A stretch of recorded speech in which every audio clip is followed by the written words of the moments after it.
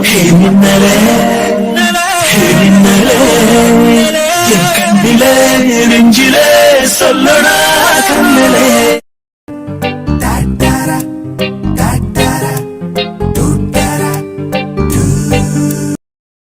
ஐயோ, கோவத்துல திரும்பி வேற நிக்கிறாளே, இவளை எப்படி சமாதானம் பண்ண போறேன்னு தெரியல. கயல், கயல், யார் நீங்க? உங்களுக்கு என்ன வேணும்? கயல், என்ன கயல் நீ? சரி, நீ கோவமா இருக்கேன்னு தெரியுது, ஆனா கொஞ்சம் திரும்ப. எதுக்கு திரும்பணும்? அதான் திரும்பாமே நான் கோவமா இருக்கேன்னு உங்களுக்கு தெரியுதுல்ல, அப்புறம் என்ன? சரி கயல், நீ கோவமா இரு, ஆனா கொஞ்சம் திரும்பி என்ன பாரு. எதுக்கு பார்க்கணும்? என்னெல்லாம் ஒண்ணும் பார்க்க முடியாது. எனக்கு உங்களை பார்க்கிறதுக்கோ உங்ககிட்ட பேசுறதுக்கோ விருப்பம் இல்ல. முதல்ல இங்க இருந்து போங்க. சரி, என் கூட பேசுறதுக்கு விருப்பம் இல்லைன்னா அது திரும்பி என் முகத்தை பார்த்து சொல்லு, நான் போறேன். முகத்தை பார்த்தாலும் ஒண்ணும் சொல்ல முடியாது. ஏன் கையல், திரும்பி என் முகத்தை பார்த்தா கோபம் போயிடும்னு பயமா இருக்கா? ஆமா, இவர் முகத்தை பார்த்தாதான் எவ்வளவு கோவம் இருந்தாலும் எல்லா கோவத்தையும் மறந்துட்டு சிரிப்பு வந்துருமே. இல்ல இல்ல, இந்த தடவை இவர் அவ்வளவு சீக்கிரம் மன்னிக்க கூடாது. ஏதோ நமக்காக தான் தல தீபாவளி கொண்டாடுறதுக்காக நம்ம கூட இருக்காருன்னு நினைச்சா கடைசியில இவர் ஃப்ரெண்ட் சொன்னதுனால தான் இருந்திருக்காரு. ஒருவேளை இவர் ஃப்ரெண்ட் சொல்லலைன்னா நம்ம கூட இருந்திருக்க மாட்டார்ல.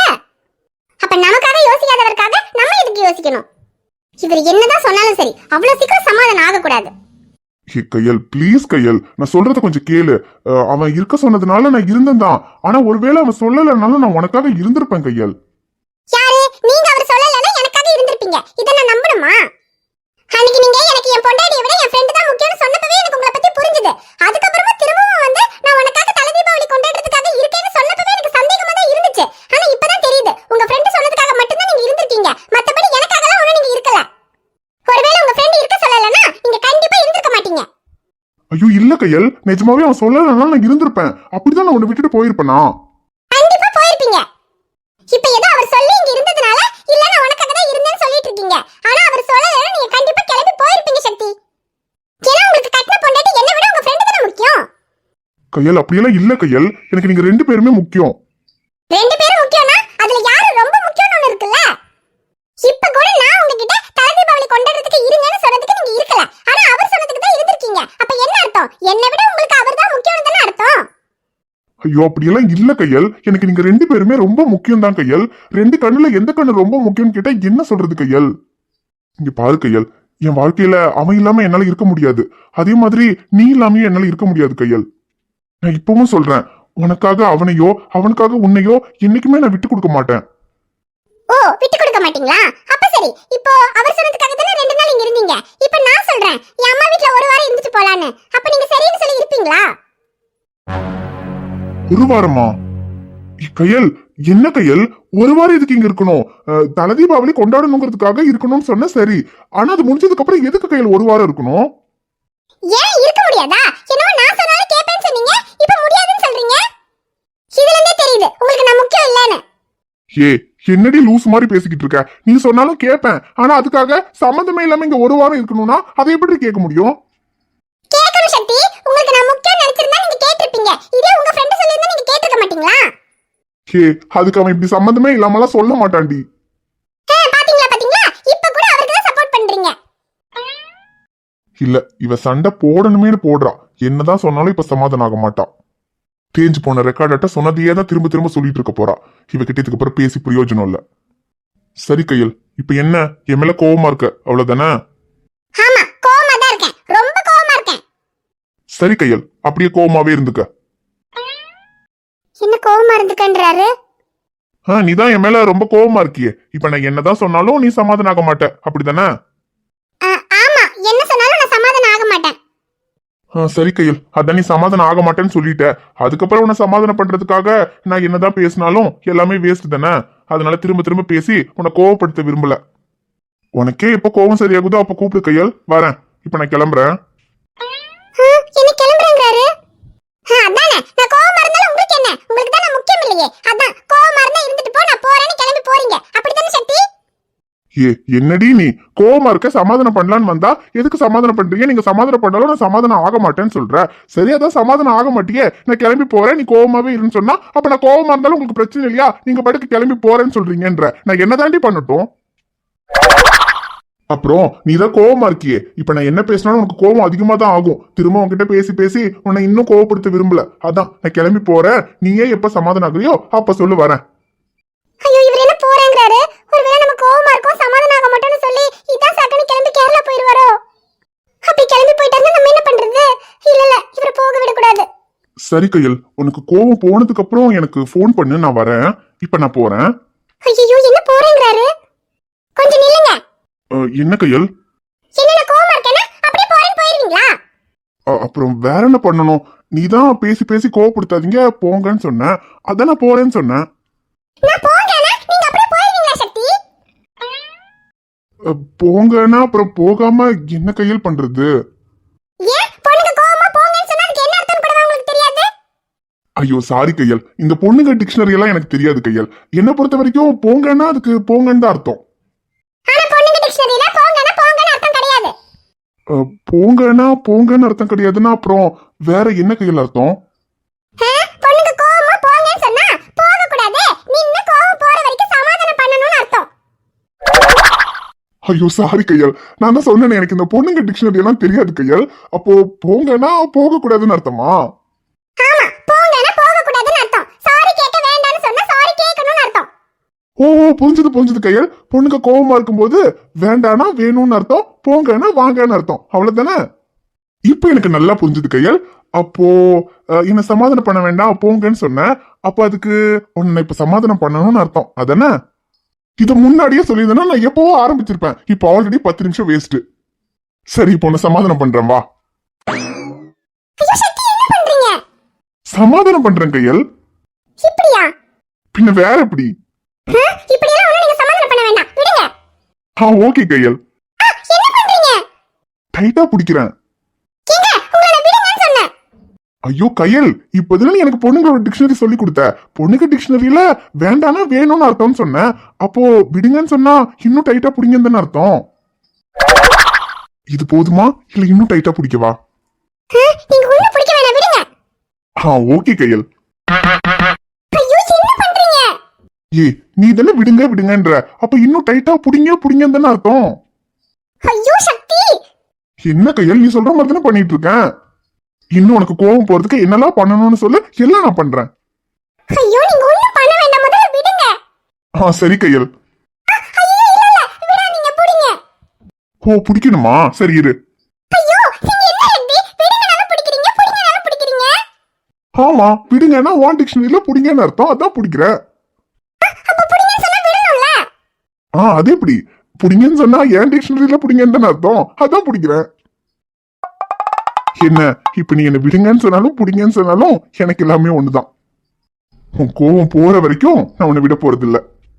நீங்க எவ்வளவு பிடிச்சாலும் என் கோவமும் போறது இல்ல. அதையும் பார்க்கலாம். கள்ளூர பார்க்கும் பார்வை உள்ளூர பாயுமே, துள்ளாமல் துள்ளும் உள்ளம் சல்லாபமே, வில்லோடு அம்பு 2 கொல்லாமல் கொல்லுதே, பின்பாவை கண்கள் என்று பொய் சொல்லுதே, முந்தானை மூடும் ராணி செல்வாக்கிலே, என் காதல் கண்கள் போகும் பல்லாக்கிலே, தேனோடை ஓரமே நீராடும் நேரமே, புல்லாங்குழல் தள்ளாடுமே பொன்மேனி கேளாய் ராணி.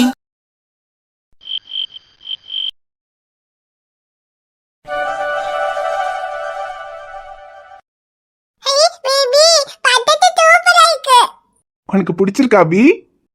பிடிச்சிருக்கு பேபி, எனக்கு இது ரொம்ப பிடிச்சிருக்கு.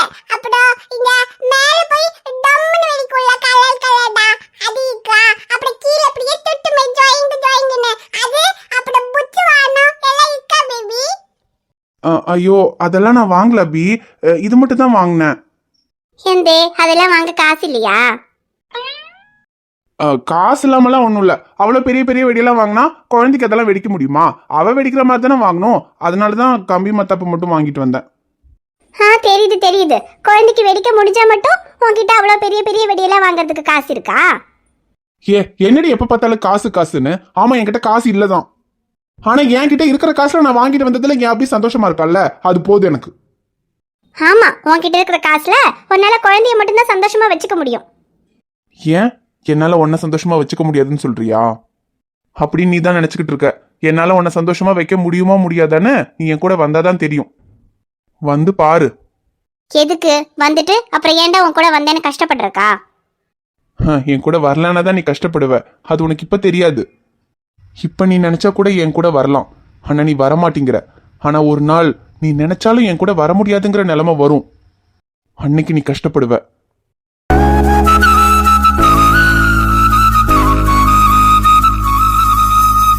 அதெல்லாம் நான் ஒன்றும் கஷ்டப்பட மாட்டேன். பின்ன அபிக்காக தான் ராத்திரியில யாருக்கும் தெரியாம ரிஸ்க் எடுத்து அவளை வெளியே கூட்டிட்டு வந்தேன். ஒரு வட நேரம் இங்க இருந்தா அப்புறம் சேட்டனுக்கு தெரிஞ்சா பிரச்சனை ஆயிடும். நீ அபியை கூட்டிட்டு வீட்டுக்கு போறேன்.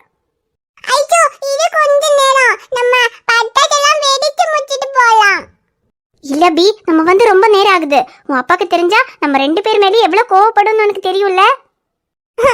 ப்ளீஸ் ஐஜோ, கொஞ்ச நேரம் பேபி கூட பட்டாசு வச்சிட்டு போலாம். அபி, இன்னும் கொஞ்ச நேரம் இருந்தா நம்ம மாட்டிக்குவோம் அபி.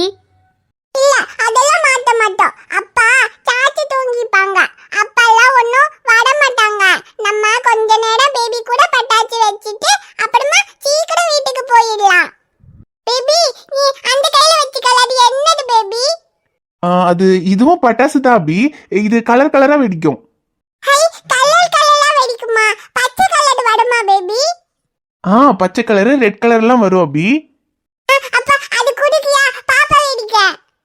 சரி இரு அபி, பத்த வச்சு தரேன். கையில படாம வெடிக்கணும். சரி. சேடா, நீயும் என்ன அவ கூட சேர்ந்து பட்டாசு வெடிச்சிட்டு இருக்க? எனக்கு வீட்டுக்கு போகணும். சேட்டனுக்கு தெரிஞ்ச பெரிய பிரச்சனை ஆயிடும். இந்நேரத்துக்கு உன் அண்ணெல்லாம் தூங்கிருப்பான். ஒரு கொஞ்ச நேரம் தானே இரு. அவ ஆசைக்காக இந்த பட்டாசெல்லாம் வெடிச்சிட்டு அதுக்கப்புறமா கூட்டிட்டு போயிடு. ஐயோ சரி, இன்னும் 5 நிமிஷம் தான். சீக்கிரமா அவகிட்ட எப்படியாவது பேசி என் கூட அனுப்பி வை. 5 நிமிஷமா? அதுக்குள்ள எப்படி அனுப்ப முடியும்? எனக்கு தீபாவளி பரிசு வேற கொடுக்கணும். அப்படி எந்தாடா உன் தீபாவளி பரிசு? குழந்தைக்கு எக்ஸ்ட்ரா 2 பட்டாசு வாங்க கூட உன்கிட்ட காசு இல்ல. இதுல எனக்கு கொடுக்கறதுக்கு தீபாவளி பரிசு அப்படி என்ன ஸ்பெஷலா வாங்கியிருக்க போற? ஷோ, இவ ஒருத்தி எப்ப பார்த்தாலும் காசு காசுன்னு. ஏன் ஸ்பெஷலான கிஃப்ட் எல்லாம் காசு கொடுத்து மட்டும் தான் வாங்க முடியுமா? பின்ன இந்த காலத்துல காசு இல்லாம என்ன கிஃப்ட் வாங்க முடியும்?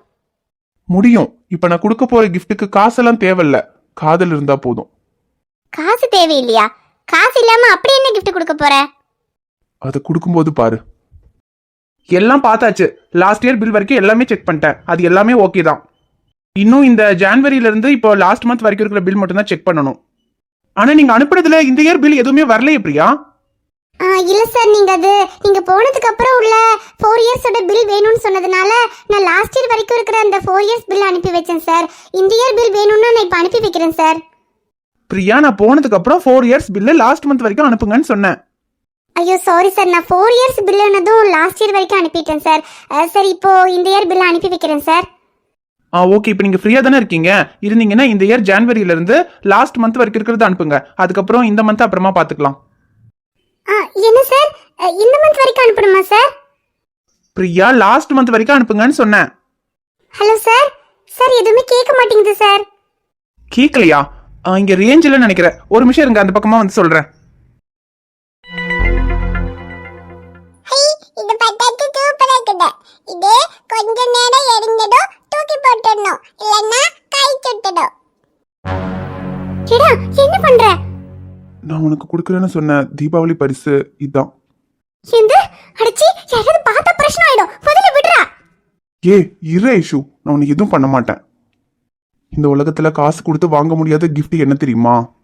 யார பத்தியும் எதை பத்தியும் கவலைப்படாம நம்ம மனசுக்கு பிடிச்ச மாதிரி நம்ம இருக்கிற சந்தோஷம்தான். அதை காசு கொடுத்தெல்லாம் வாங்க முடியாது. உண்மையான சந்தோஷங்கிறது நம்ம கிட்ட என்னெல்லாம் இருக்குன்றத பொறுத்து இல்ல, நம்ம யார் கூட இருக்கோன்றத பொறுத்து. என் கூட இருந்தா உன்னால சந்தோஷமா இருக்க முடியாதுன்னு சொன்னல. ஒரு 5 நிமிஷம் எதை பத்தியும் யார பத்தியும் யோசிக்காம கண்ணை மூடி என் நெஞ்சில சாஞ்சு என் இதயம் துடிக்கிறத கேளு. இந்த 5 நிமிஷம் நீ என் கூட சந்தோஷமா இல்லைன்னா இதுக்கப்புறம் என்னால உன்னை சந்தோஷமா வச்சுக்க முடியாதுன்னு நான் ஒத்துக்கிறேன். இப்படி எல்லாம் பேசினா என் மனசு மாறிடும் நினைக்கிறியா? உன் மனசை மாத்துறதுக்காக நான் பேசல ஐஷு. உன் மனசை மாற்ற வேண்டிய அவசியமும் எனக்கு இல்லை. ஏன்னா உன் மனசுல என் மேல காதல் இல்லைன்னா தான் உன் மனசை மாத்துறதுக்கு நான் முயற்சி பண்ணணும். ஆனா உன் மனசுல என் மேல காதல் இருக்குன்னு எனக்கு தெரியும்.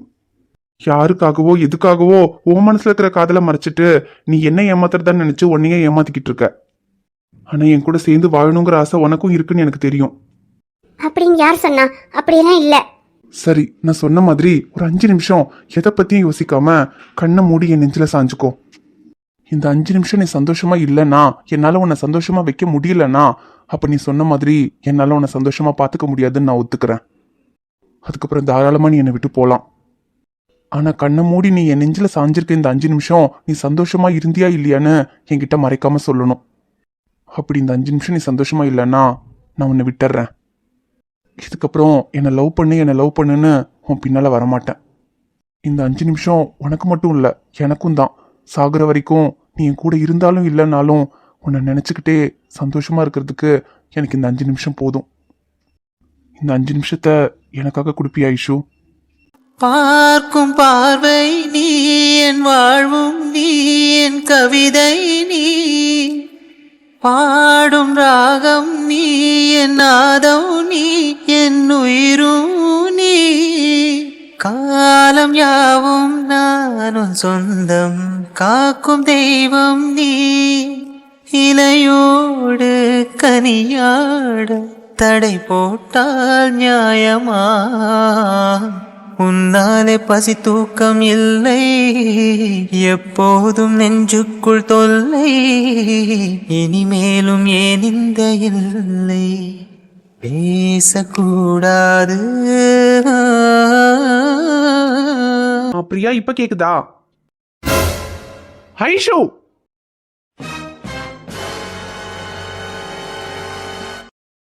ஹாய் ஃப்ரெண்ட்ஸ், எல்லாரும் எப்படி இருக்கீங்க? நிச்சயமா நலமா இருப்பீங்கன்னு நம்புறோம். இந்த வீடியோ உங்களுக்கு பிடிச்சிருந்தா மறக்காம வீடியோவுக்கு லைக் பண்ணுங்க, கமெண்ட் பண்ணுங்க, ஷேர் பண்ணுங்க. சேனலை சப்ஸ்கிரைப் பண்ணாம பாத்துக்கிட்டு இருந்தீங்கன்னா மறக்காம சப்ஸ்கிரைப் பண்ணுங்க. பாப்பா உங்களை பார்க்க நாளைக்கு வருவேன். பை.